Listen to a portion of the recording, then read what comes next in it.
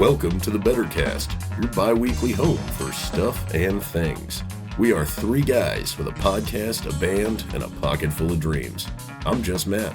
I'm the Weather Brain. And I'm Jam. And today, gentlemen, I need to know, what was the worst cheeseburger that you've ever had? Oh, kind of a unique question.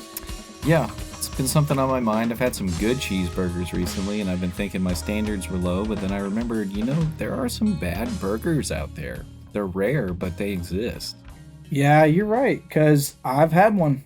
And, I had to sort through the files a little bit in my head to figure it out, but I think the worst one I've ever had was a Burger King burger. And it sucks because the place is called Burger King, right? Yeah. You're supposed to be a king who makes burgers. And kings who make burgers are supposed to make good burgers. Yeah. Apparently not this time because I was on the road traveling to Texas, stopped by at one of those, Burger King's attached to, a gas station. One of those. Oh, I see. Yeah. One of the good ones. One of the ones that when I drive by, I'm like, oh, they probably focus on the food. Let's go. Yeah. I didn't do it just because I wanted to. It was convenient. Was obviously. there no other option? I mean, there were other options, but the gas station was there where I was getting gas, and then the Burger King was there.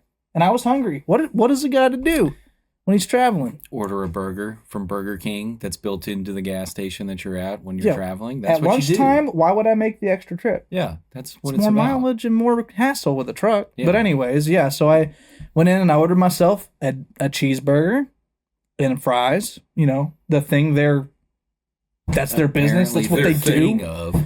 And it came up raw, and I'm not kidding you. It was charred. It was so black on the outside. They put it in 1,000-degree oven or something, and then just plopped it on the burger, put some cheese on it, and the cheese wasn't even melted. Oh, it wasn't even melted, man. Gross. So I bit into that, and then I didn't finish it, and then I didn't say anything either because there's one poor guy working there. Dang. And so I was like, you know what, this ain't the day for that. So yes, Matt, I went to the gas station instead and just got a fruit cup. I would have just started with the gas station and saved my money from the Burger King gas station. Do you know what your worst burger is, Jameson? Oh, yeah. This one's kind of low-hanging fruit, unfortunately. The high school I went to had, pre-made burgers. I'm pretty sure the entire thing was pre-made. They didn't assemble it. There was no room to add vegetables. It was you get a patty with cheese and 2 buns, and it comes frozen, and you put it in the oven for 4 hours at 200 degrees, and then you can eat it. That kind of thing. Yep. And you eat it, and it's this is edible, but good Lord, what is it? Edible? What is it, man? It tastes like a soggy muffin. It's a burger muffin. Pink matter. It's crazy, dude. So that's probably the worst burger I've had, and I've even tried. I've added vegetables. It did not save it. Just a quick comment on that. I've actually had really decent high school burgers. Yeah? School burgers are actually up there. I like them. The thin patties with the cheese. Yeah. I like thin patties. But I'm sorry you had a terrible experience there. Well, like I said, it was pre-made, the whole thing. If it wasn't all made together, if you had fresh buns and frozen patties with cheese even, I'll excuse it. Mm-hmm. It'll taste fine. It'll taste like food. It's when you have the frozen bun involved. Yeah. And it sits under a warmer for hours. That's what ruins it. Yeah. I agree. Now, my personal worst burger is some people might be familiar with this burger. It's the we have McDonald's at home burger. So when you'd be out and driving around and you'd be like, let's go to McDonald's, and your mom would turn around and look at you and be like, we have McDonald's at home. And then we would go home and she would proceed to take ground beef and put it in a pan, not always in the shape of a burger.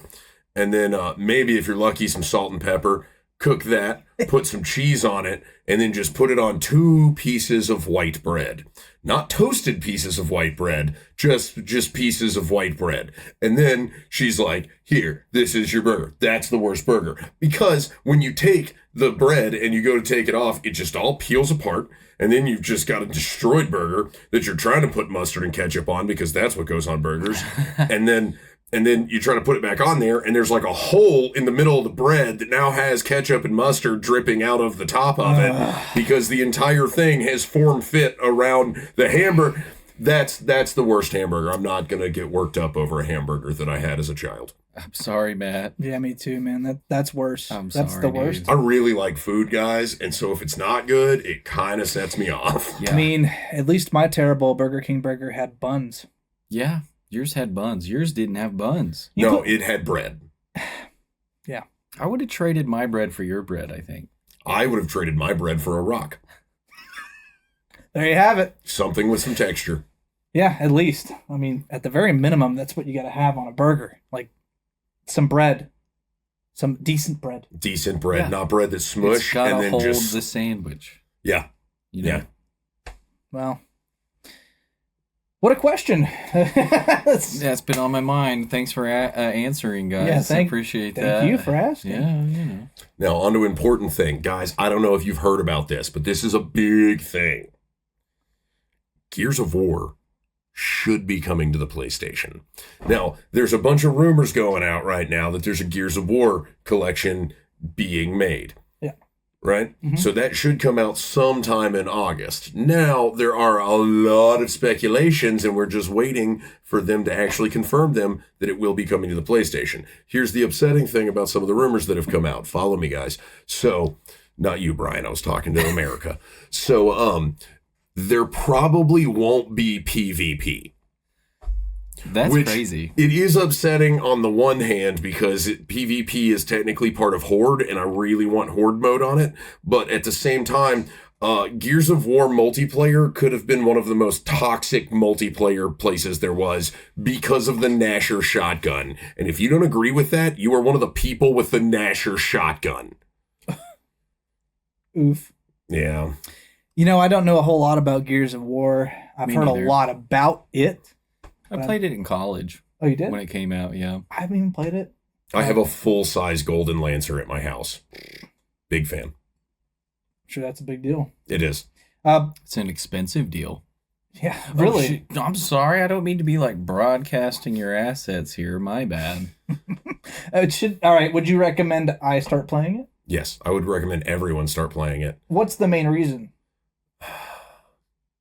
Marcus Phoenix and Dom, just two best friends trying to save humanity. Coltrane. There's a guy named Coltrane. Yeah, Really? Coltrane is awesome. I love Coltrane. No way. Just because he's named Coltrane. That's an artist, right? Yeah, it's a sax player, John yeah, Coltrane. Yeah. Okay. Yeah. Okay. Yeah, but this is more like if the world got attacked by aliens and Jeffrey Simmons was like, I'm not going to play football anymore, and went to fight the aliens. Oh. That's Coltrane. Gotcha. He's awesome. Which Coltrane's better in your mind? I don't think that's really a fair question to ask. I don't think it's one you should answer. He looked at me. Yeah, I'm not going to answer. I'm going to keep that one secret. Fair enough. Smart man. Yeah, I'm going to keep that one secret. He's like, oh, I know you're just trying to start stuff, bro. Yeah, no kidding. Chill out. I like Coltrane. He likes Coltrane. He doesn't need to say which one. And then there's Baird. Everyone else has been mentioned. I got to mention Baird. He's the smart guy. He's awesome. Play Gears of War if you haven't played Gears of War. So, Okay. Speaking of games, I've heard a lot about the Nintendo Switch. There's like a new console coming out. So there's rumors that the Nintendo Switch 2 is about to be announced, or it has been announced, or is coming out, or is about to come out. I can help you out real quick. It's been announced. Finally. Okay. It's been forever, and they've recently too, by the way, so I'm not surprised. I don't know anything about it. I'm not going to lie. I literally know nothing about it. They did announce that the second Switch is coming out, and around the same time that they announced it, they also announced that Halo will be coming to PlayStation and the Switch too, which is another big deal. That Xbox is giving up all of the golden treasures. huge. Like, what in the heck That's crazy. is going on there? Oh, Yeah. PlayStation's ending the console wars with the bottom of a boot. Mm-hmm. Yeah, first it was Banjo-Kazooie. Now it's Halo. I don't even have anything. I'm just surprised they went straight for Halo. Yeah. It was like, let's just put this on the Switch too. Yeah, what is the Switch 2 anyway? Like, is it going to be more powerful? Is it going to be, I mean, obviously it is, but faster, stronger. is that all it is? Like, Yeah. We're going to have different size cartridges. It's kind of like how with the PS4, like, went Evolved. obsolete and the PS5 came out. The PS5 was just a stronger version. It can do more. I'm going to bring it even closer to home. It was like the Wii and then the Wii U. Yeah. Think about that for a second. Yeah. Because they're trying to boast more like VR tech with the Nintendo Switch 2. Oh, is that what we're doing? Like more connectivity and more Don't you ever use the Wii U as any kind of good thing. The Wii U was awesome. The Wii U tanked so hard. It did. But the guy because it's not bad. Maybe not it good. tanked, Sorry. but I loved it. Yeah, no, it's a fantastic console. The Wii U tanked so hard. The guy whose idea it was took a salary cut to pay for the rest of the Wii U's because nobody wanted one. Get better consoles. Okay. Because the marketing sucked. Nobody knew it was a sequel to the was Wii. a console that also came with a tablet. That's confusing. Yeah, and it's called the Wii. So it's got the same name as something you already own, and then now there's games that are blue. Hey, wait though. Hold on. The cases are blue. If it weren't for the Wii U, we wouldn't have the Switch. Tell me I'm wrong. You're 100% That right. is the Switch without being a Switch. It's the screen. Yeah. It's the handheld screen. And now they have it. They went with that There's one idea. difference. There's one differential. You can reverse engineer the Wii U to play dual screen games. The Switch cannot play dual screen games. It plays one screen games. Oh. I didn't know So that. if you're going to play dual screen, the tablet is actually what that's for. It's for a different screen, different No, thing. I remember now. There were a couple games that were like that on the Wii U. Specifically Very Call of Duty. Underutilized, actually. Call of Duty was that way, and I know it's like the only console I had. I would have played it on Xbox probably, but you had the Wii U. But I had the Wii U, and it was on there, so I went for it. Okay. And they did, like, on the screen, it was barely useful. Like, they had some stuff, they had some stats on there, and you could do a couple things with the screen if you were using dual screen mode. For ports, it's almost useless. It's a gimmick, because everyone's trying to play the same game, and as far as the three major consoles of that era, the Wii U probably did underperform comparatively. Fine. Okay, yeah. I agree there. But it wasn't designed to do that. It was designed to play Wii U games. I played the Wii U more than I did the Wii. That's all I'm saying. No, so I had PlayStation up until, I had the PlayStation and then the PS2, and then I ended up getting the OG Xbox, and then I was an Xbox person for a long time, and then I got the PS4, and I should have done it sooner. So you're like a hardcore PlayStation guy. I actually got a PlayStation 4 Spider-Man, and then just ran with it from there. There's so many beautiful things on the PlayStation. And then I literally bought a Sony TV, so my PlayStation speaks to my TV, right? Nice. You know what's weird is playing Nintendo DS games on a PS4? And I'm not even talking about modding. I'm talking about an actual release. Mega Man Zero Collection on the PS4 has all 4 Game Boy Advance titles and 2 Nintendo DS titles that you can control your second screen on your first screen with the touchpad of the PS4 controller. Whoa. Yeah. That's insane. Yeah. That's crazy. We've come a long way from like the Super Nintendo days. We sure have. Isn't that crazy? Yeah, we have. It's one of my favorite eras of gaming, actually. No, my sister's actually really into like Harry Potter, and when the Harry Potter game came out, the Hogwarts Legacy, I got it like immediately. That's when I got a PS5, and I played it, and then my sister asked to borrow it. And prior to Hogwarts Legacy, I don't know if she's played a video game since like Mario 2. So I was getting constant phone calls, and she's like, "What is this?" I'm like, "This is where games have gone. You're gonna need a learning curve." Yeah. Like, her children are helping her with it. I'm helping her with it. And so far, she's had the game for about a year, and she's like a solid third of the way through it. Oof. Wow. Okay. That's how I was when I first started playing 3D games. I'm not going to lie. First time I played a 3D game was Super Mario Kart 64 or Mario Kart 64 on the N64 in a Toys R Us. I could not figure out how to play the game. Couldn't figure it out. That being said, though, Mario 64 was game changing when you could just my gosh. I spent so much time on the screen where you could just mess with Mario's face. Like, I didn't know. Oh, that stuff is so funny. My son actually, he had to comment on that because I started playing old games on the Switch because they have the backward compatibility games now. They've re-released them on the Switch. So I started playing 64 on the Switch, and first thing I do is I grab the hat and pull it all the way down so his eyes poke through. Oh, and my Lord. son said, oh my God, Dad, that's cursed. And I went, oh, that's Yeah, it is, cursed. son. He's already learning the new generation jargon. It's hilarious. But seriously, those old time games, Yeah. great, man. I've been going back to them. Like, I've played some new games, but I have had a period the last year or so where I've just gone back to the old games I used to play and playing them again. You got to be careful, though. Some of them do not transfer over well. No, they do Don't not. go back and play Army of Two if you liked Army of Two. I loved those games when they first came out. And then they were on, like, Game Pass or PlayStation or something one day, and I was like, ooh, I haven't played this in a while. No, don't do it. That is cursed. That being said, every now and then I plug my Xbox in just so I can play one game that will never get deleted off that Xbox. And it is the original Star Wars Battlefront 2. Dude. Love that game. Battlefront 2 forever. I love that game too. I actually played it on the PSP. That's where I started with it. I freaking love that. That's the only game I really played on the PSP forever was that. I would get like in car rides with my parents or whatever. I just get on there and I get on multiplayer. Because they freaking have multiplayer on the PSP. Yep. Mm-hmm. I think that might be a first for that, right? Yeah. Because there was also it was one of the last like actual Medal of Honor games. There was a Medal of Honor game on the PSP that was awesome.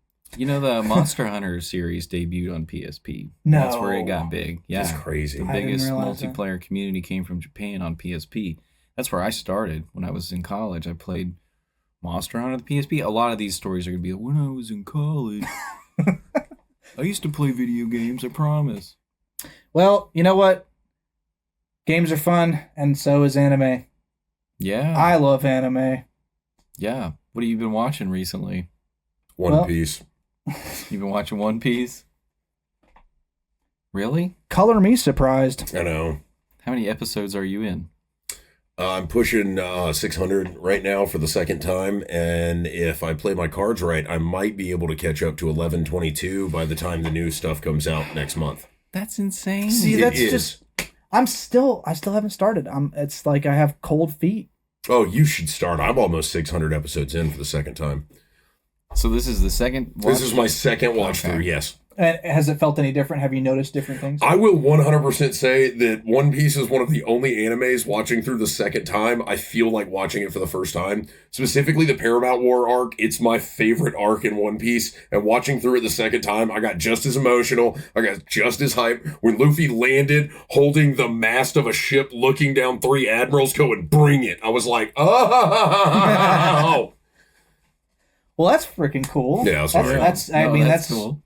That's a good thing to have as in an anime, honestly. Yeah. So, well, I've been watching, of course, as you would expect, slice of life and romance. But the most recent one I finished, which was amazing, and I recommend it to any of you looking for like a really awesome slice of life / romance type deal. It's also a comedy. It's called Pseudo Harem, and I know by the title it sounds like, oh, it's another harem. It's not. It's actually one guy and one girl who meet in high school, one of those stereotypical, oh my gosh, I bumped into this person. Dropped my book. They picked it up and I went to go pick it up at the same time. Close. Basically, she was asking for directions to... Apparently, you have some experience in this, but... I'm just spitballing here. Yeah. She was asking for directions to a certain room where they had like an extracurricular activity going on she wanted to join. And they talked, and then... what's funny is it was an acting thing. It was an acting class. So he happened to be in the same class. And she happened to be a really good actor, and she liked him, and she started like acting a lot around him. So she'd start acting like multiple people, hence the pseudo harem. And it got really funny. Like she would start acting like a bunch of different types of... So she's schizophrenic. Basically, almost. But as an actor, that's fine, right? It's usually applauded. That's an art form. Encouraged. Yeah, when that McAvoy guy did it for, what was that, Split? That was a really good job. You find out, well, I shouldn't spoil anything. Yeah, don't throw spoilers out there. Spoiler alert. Watch The Unbreakable Universe. It's amazing. You just spoiled it. It's a part of a series. What do you mean? That was what I was going to spoil. I thought you were going to tell him about something. Yes, you do. If you watch don't know that until the movie comes out. It's Unbreakable, Split, and Mr. Glass. Yeah, but you don't know that until the movie comes out. That's not true. You see Bruce Willis in like the first scene. No, you don't. You don't see Bruce Willis until the last scene. Don't pay attention to what I said. We just ruined the movie for everybody. How did you ruin the movie? You didn't tell them anything about the movie. You just told them what movies it goes with. James McAvoy's in it, and then all of a sudden, out of nowhere, Bruce Willis is in it, and you're like, oh my god, now I understand. That's the spoiler. You don't understand if you haven't seen Unbreakable. And you just told people to watch it. Yeah, I'm telling them to watch it so they understand what happens. The spoiler at the end of the movie? It's only a spoiler if they've seen it. Okay, that's fair. Do you guys need a minute? No, we're good now. No, we worked it out. Anyways. Matt's right. If you haven't seen Unbreakable, you should watch it. Yeah, so it's clear to me that having multiple personalities isn't necessarily a bad thing. It can be used correctly and be cool. Hence acting. But anyways, great anime. Totally recommend it. Watch it. I loved it. It was awesome. And it finished the story. Like, it's one season. It was just one of those where it's like front to back. There's the story. Great to watch. All right, so let's talk about the weather, folks. The weather.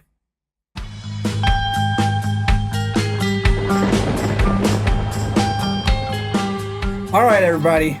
So, I'm sure you've noticed, because I have, and I know you guys have, it is really warm out. Really warm. I mean, we're talking 80s in March, and I was hoping for 70s, which we got, like, earlier this week, and now we're in the 80s.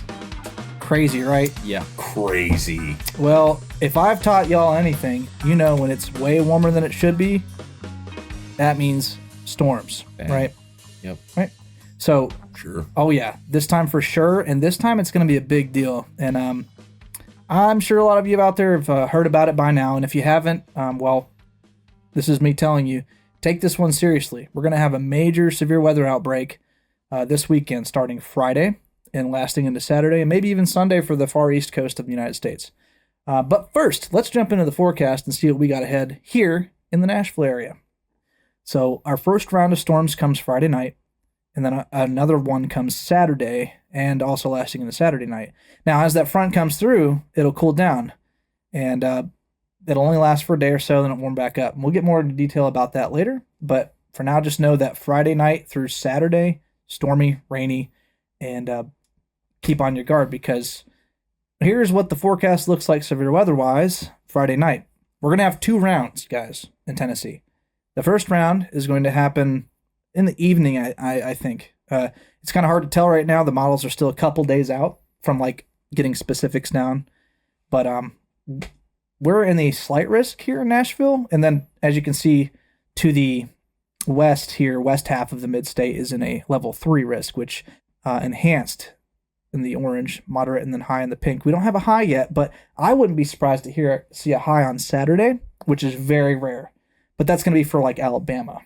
So yeah, anyways, the main risks here for this first round are going to be damaging wind and heavy rain. There's also a slight chance of tornadoes for us. It's going to be more increased to the west. And honestly, for all I know, that could increase quickly into a higher risk, because this is just kind of an average. It's a couple of days out, so it's an average.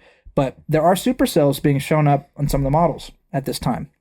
So I'm thinking this could be an overnight tornado event, and those are the worst. You got to really pay attention, keep your weather radios on, and be ready for any warnings that come through, because in this situation, we need to take them seriously. This is not just like a line of storms with some spin-ups. This is possible supercells at night, overnight. Do y'all remember the Nashville 2020 tornado? Is it 2020? Yeah. Came through, went over to Lebanon. That was nocturnal. That was like after midnight, right? Those are the worst. Did tornadoes see better at night? You know what? They probably do. It's horrifying. Yeah, a tornado with eyes. Scary. I've seen one, though. Wasn't that in Mario somewhere?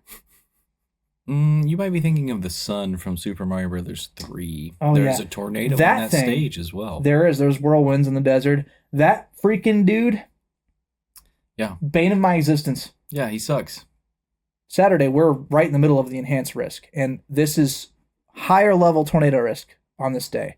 I say that because there's a way higher amount of shear on this day, and shear is the main contributor to tornado formation. Okay, we learned that. Yes, we did. You taught us about shear. Yes. Don't remember it. Damaging winds are also a huge risk because the lower level jet is going to be screaming at this point. What's going to happen is we're going to have the first storm system come through, and then another one's going to come out of the Gulf along the front and push. It's going to be so strong of a jet streak, it's going to push the front backwards into another warm front that's going to come back over us. That's hence the curvature on this area. So this is where the storms are going to form, is like down here and come through. And although it's not a moderate, enhanced can still give us a couple very strong tornadoes. And these will be isolated cells until the final line comes through right behind them sometime in the later afternoon. But this being a more daytime event on Saturday means higher instability. So, like I said, let's really take this one seriously. This is springtime. It may not actually be spring yet, but this is springtime weather. We're in the springtime severe weather situation here, and we need to just keep an eye on it, y'all. Big time. What comes with storms? Rain. How much rain do you guys like to have? Like 5 out of 10, 6 out of 10 sometimes. Inches? No, just intensity. Oh, okay. I'm a rain guy. Yeah, it's a vibe. I like the storms. I like to see the big clouds form, and then you can see it form, and then it hits you. Yeah. And it rains and storms. Yeah, as somebody that walks everywhere, not a big fan of the rain. Well, there's that. That's fair. I mean, that makes sense. Well, whether you like it or not, guess what we're getting? 2 to 3 inches of rain, folks. And that's going to be happening over this entire weekend. So, Jameson, you said weather. I did. We supposed to do something when you No, I just thought it was ironic that he's doing the weather and he said weather. Should have some sort of button for that. Yeah, I thought I missed the cue. Typically, we're like, oh man, rain, flooding, right? Well, we've been quite dry for about a week, and it's going to be 2 to 3 inches, and that over 2 days shouldn't do much. Not saying that there won't be a few areas getting flash flooding where the storms sit over the same areas for a while. That's always a possibility with severe storms. But I'm thinking tornadoes, damaging winds are the biggest threats with some possible hail. Nice. Speaking of all that, here is that checklist. For those of you who don't know much about what you should do, this is what you should do right here. Take a good look at that. And like they say here, this is something to note.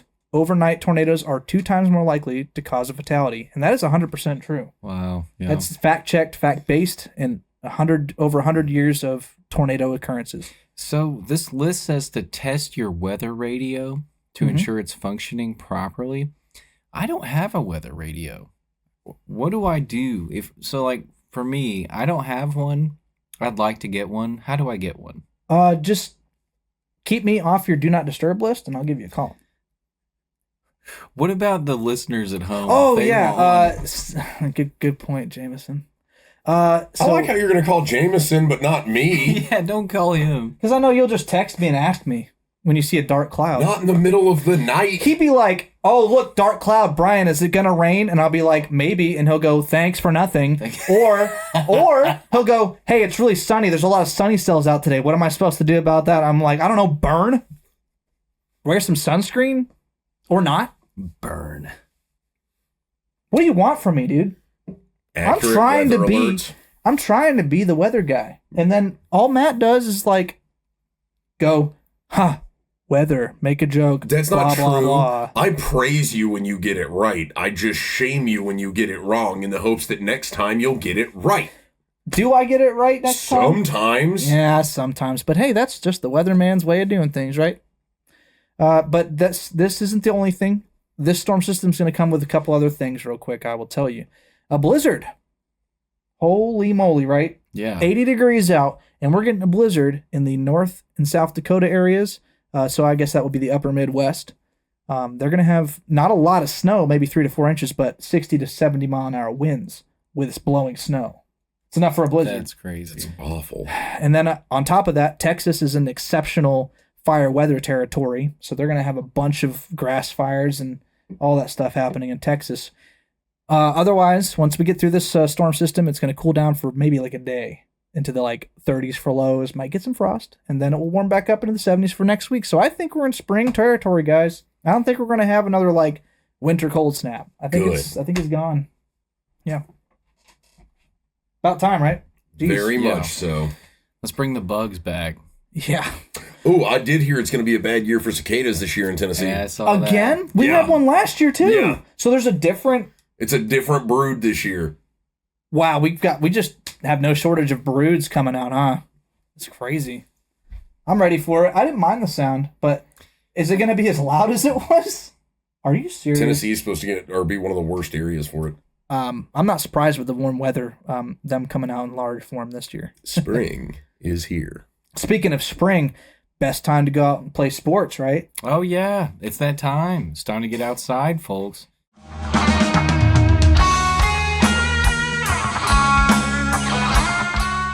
Reminds me of one of my favorite sports, volleyball. You guys ever heard of it? I think so. It's an indoor sport. You don't play it outside. You play it in a cube. It's basically like volleyball, but you play it in a cube. You have a ceiling. Okay. You got 4 walls. And the rules are exactly the same as volleyball. You have a server. Typically teams of 5 or 4, 4v4. We just played with however many people are available. But you can bounce the ball off the walls or the ceiling. Because in volleyball, when the ball hits the ground, that's when you score a point. Right? It has to go over the net, not touch the net. Hits the ground, you get a point. Right. You can't have more than one person volley in a row. So that means that no one can juggle the ball. They can't keep the ball to themselves. They have to pass it either to a teammate or it needs to go over the net. With volleyball, nobody passes it because they just punch it as hard as they can into the wall just to see what would happen. And it's one of the most chaotic and hilarious sports I've ever played in my life. I like it. So I would highly recommend it. Is this the same as like the wall ball I used to play in middle school? No, I think that game was used with a tennis ball. And you had to avoid the ball. Right, we would bounce it off the brick wall out back. And it would come back to you. So this is literally a volleyball like subsidiary in a way. Yeah, it's like a volleyball cage. It's played on like a racquetball court. Gotcha. Yeah. Okay. But cool. Sounds cool. It's got, volleyball measurements and stuff. The court's the same size and all that. Do they do it outdoors or? There's no way to do it outdoors unless you gotta you have do it the in a ceiling box. and the walls. So this is not a outdoor sport. Like Not at all, no.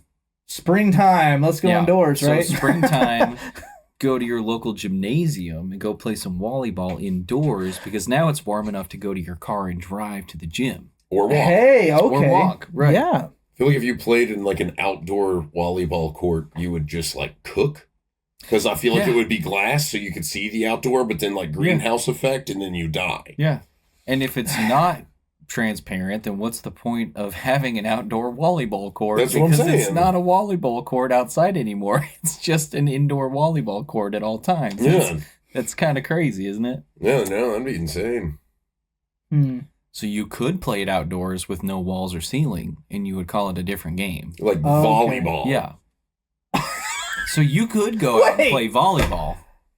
Why don't I just play volleyball then? You could if you wanted to play outside. I just need what is like if someone decided I really want to do volleyball, what would be the incentive? Oh, it's the shenanigans. Find friends because you can't do it by yourself. It's the shenanigans. Okay, I get you. It's the wall. The wall adds so many. You get the bounce, to you get the game. trajectory. It's the aesthetic of it. Well, no, because typically you're trying to spike a ball from a serve if you're close to the net.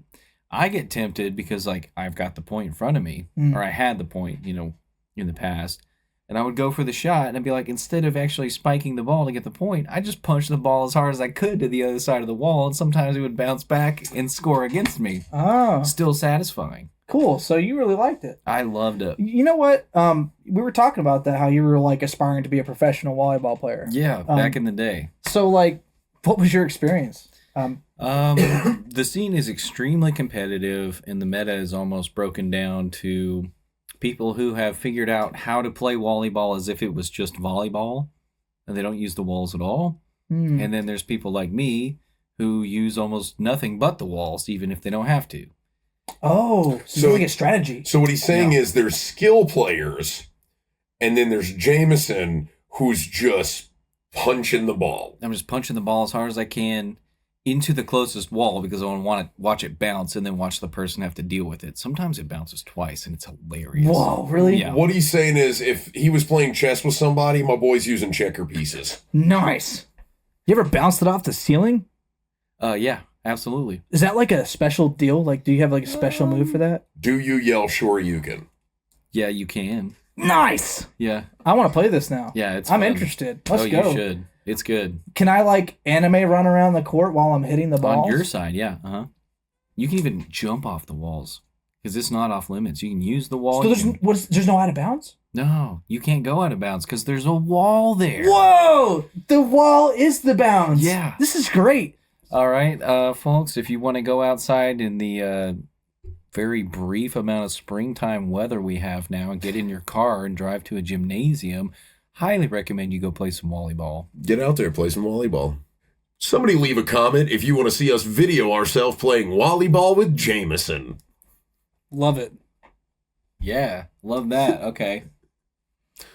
Well, that was really cool, Jam. What we got next? All right, guys, before we talk about some animals, I want to issue a challenge to the internet world. If you'd like to see me do something, like one of my good friends put a comment on one of our videos saying I should try a hot sauce and a hot chip. I'm not going to do that exactly, but I do have something in the works where I'm going to burn myself for views. If you have any other suggestions of dumb things you'd like to see Matt do, we will switch out the segment of Animals That Scare Matt to Dumb Things That Matt Do. So, got an idea? Throw it out to the Betterverse. Did you hear that, Greg? Good. It's going to be fun for you. Yeah. Dumb things Take that notes. Matt do. But today, we are talking about animals. What animal exactly? We are talking about the golden poison dart frog.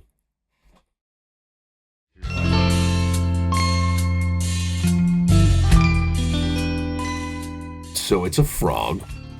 Okay. They're little.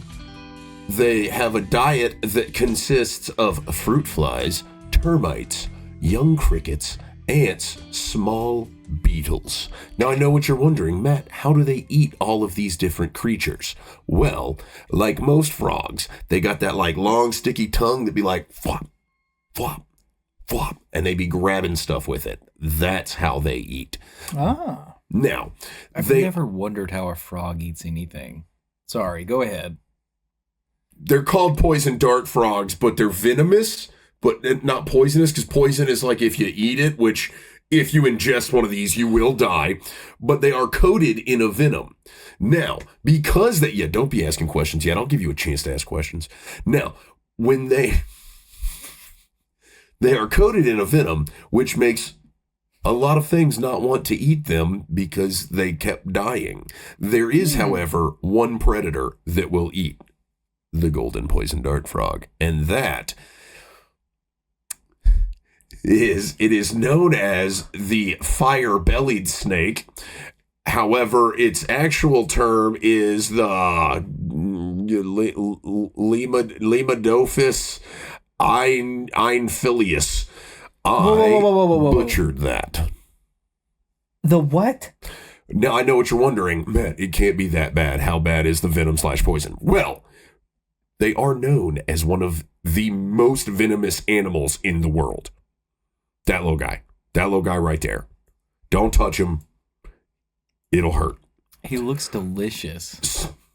So what happens if you do touch it? Well, it can cause numbness or tingling. It can cause skin irritation, swelling on the skin, or muscular weakness. And here's the fun part.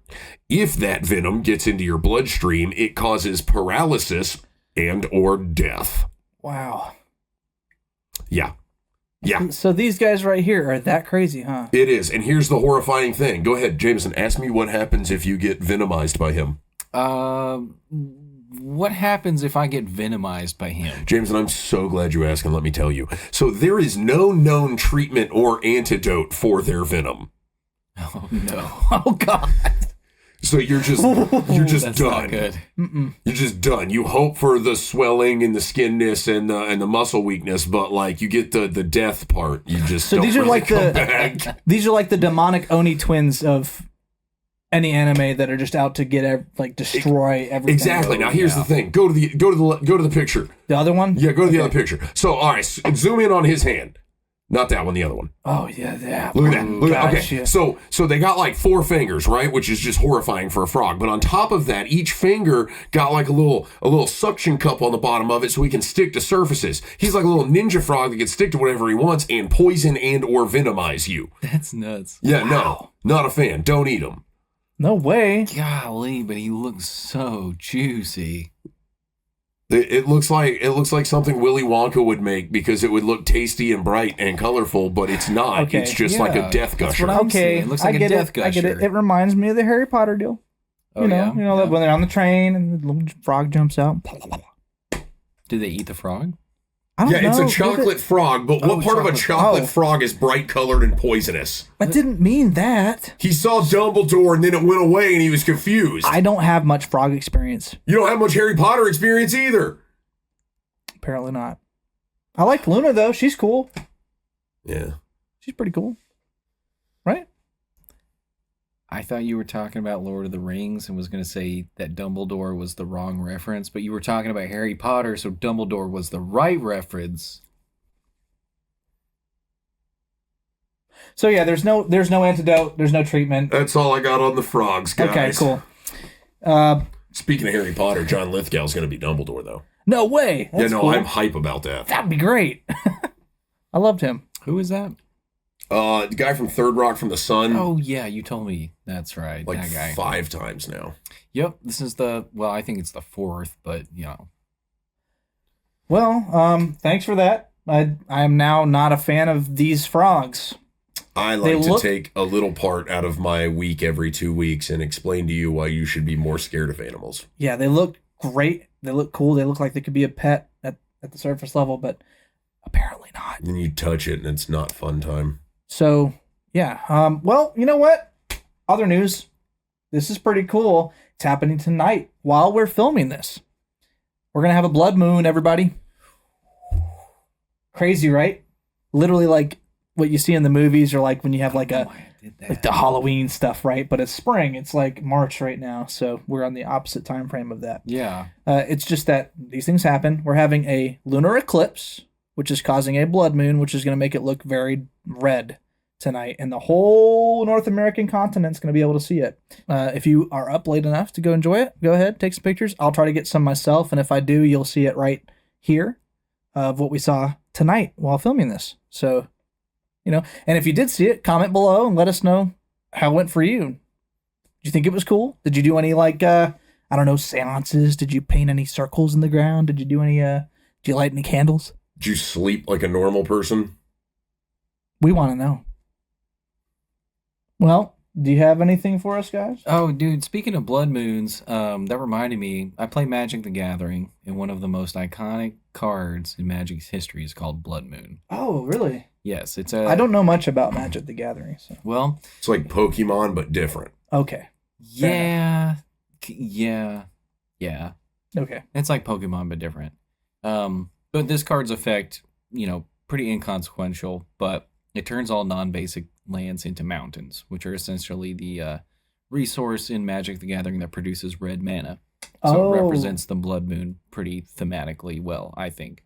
So is the red, you said red mana? Yeah. Is it like tomato sauce? It's like tomato sauce. Now, imagine if you used tomato sauce to pay for things. If somebody said, hey, do you want to cast a spell like lightning bolt and strike your opponent dead? You have to pay 1 tomato sauce. But the card can actually really mess with you. For instance, when Jameson and I have played together, I have a deck that runs 5 different colors. Gotcha. So a bunch of my lands are not just red. And Jameson can ruin my entire day by playing that card because I can't play over half of the stuff in my deck because it takes more than red mana and he's just made it all red. So it's a big deal card then. Yeah, he would have to have basic lands essentially that produce mana of different colors to avoid this effect, but most people in competitive Magic circles, especially casual, are going to run dual lands that produce 2, 3, 4, 5 colors anyway. And those all become just red. This sounds really cool. I should get into it. It's a cool game, my dude. Yeah. Like, we should play it sometime. Did you guys know we're going to have some guests for our next podcast? Yeah, who is it? Yeah.